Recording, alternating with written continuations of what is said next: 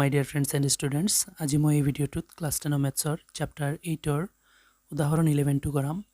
আৰু ইয়াৰ আগৰ ভিডিওবোৰত মই ইয়াৰ আগৰ যিকেইটা উদাহৰণ আছে সকলো কেইটা কৰাই দি দিছো আৰু এই চ্যাপ্টাৰৰ যিমানটা এক্সাৰসাইজ কোৱেশ্চন আছে সেইখিনিও কৰাই দি দিছো যিখিনি লিংক তোমালোকে ভিডিওটোৰ ডেসক্ৰিপচনত পাই যাবা চাই লবা এতিয়া হা উদাহৰণ 11 টো ষ্টাৰ্ট কৰো সো ইয়াতে কোৱেশ্চনে কি কৈছে cot 85 degree plus cos 75 degree 0 আৰু 45 ডিগ্ৰী কোণৰ মাজৰ ত্ৰিকোণমিতিক অনুপাতত প্ৰকাশ কৰা একেবাৰে শৰ্ট কোৱেশ্চন হয় অকল আমি এই cot 85 টোক আমি 0 আৰু 40 ডিগ্ৰীৰ মাজতে লিখিব লাগে আৰু cos 75 টোক আমি 0 আৰু 45 ডিগ্ৰীৰ মাজত লিখিব লাগে তেনলে এইটো কৰিবলৈ সোৱা ছাত্ৰ-ছাত্ৰীসকল এই সূত্ৰখিনি শিকি লবা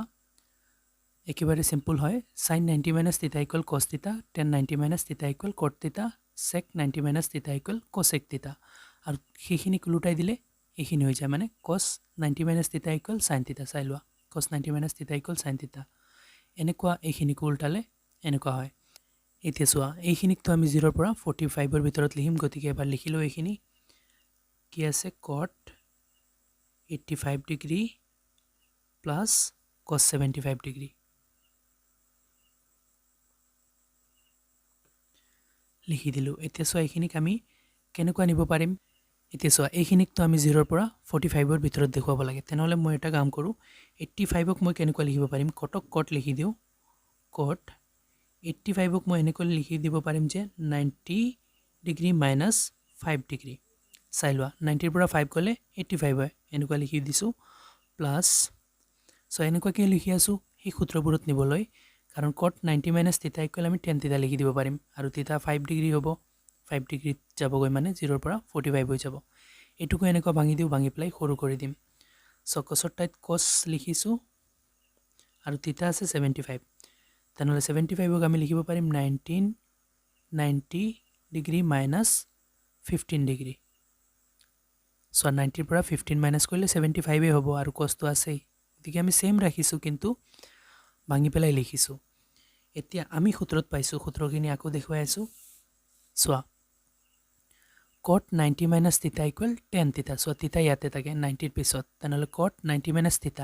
= আমি tan এই θ তো লিখিব পাৰো তেনলে ইয়াতে লিখো cot 90 - θ θ = 5 তেনলে ইয়াকে আমি লিখিব পাৰিম tan θ θ মানে 5 ডিগ্ৰী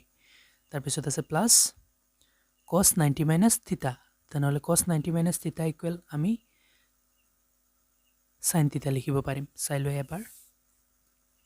চাই লোৱা ইয়াতে cos 90 - θ = sin θ তেনলে ইয়াতে আছে cos 90 - θ = আমি দিম sin θ θ ত 15 ডিগ্ৰী আছে 15 ডিগ্ৰী বহাই দিম এসো এতিয়া আমি এই দুইটা ভ্যালু 85 আৰু 75 ক আমি 0 ৰ পৰা 45 ৰ ভিতৰত লিখিছো সোৱা 5 0 ৰ পৰা 45 ৰ ভিতৰত আৰু 15 45 0 ৰ পৰা 45 ৰ ভিতৰত